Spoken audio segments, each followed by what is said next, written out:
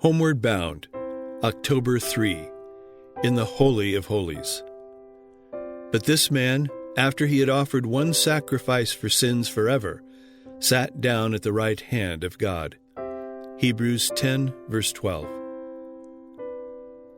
The subject of the sanctuary was the key which unlocked the mystery of the disappointment of 1844. It opened to view a complete system of truth, connected and harmonious, showing that God's hand had directed the great Advent movement and revealing present duty as it brought to light the position and work of His people. As the disciples of Jesus, after the terrible night of their anguish and disappointment, were glad when they saw the Lord, so did those now rejoice who had looked in faith for His second coming. They had expected Him to appear in glory to give reward to His servants.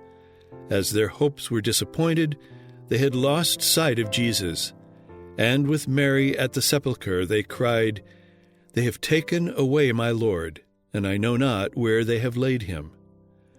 Now, in the Holy of Holies, they again beheld Him, their compassionate high priest, soon to appear as their King and Deliverer. Light from the sanctuary illumined the past, the present, and the future. They knew that God had led them by His unerring providence, though, like the first disciples, they themselves had failed to understand the message which they bore, yet it had been in every respect correct. In proclaiming it, they had fulfilled the purpose of God, and their labor had not been in vain in the Lord. Begotten again unto a lively hope, they rejoiced with joy unspeakable and full of glory. Both the prophecy of Daniel 8, verse 14, "Unto 2,300 days then shall the sanctuary be cleansed," and the first angel's message, "Fear God and give glory to Him, for the hour of His judgment is come," pointed to Christ's ministration in the most holy place, to the investigative judgment, and not to the coming of Christ for the redemption of His people and the destruction of the wicked.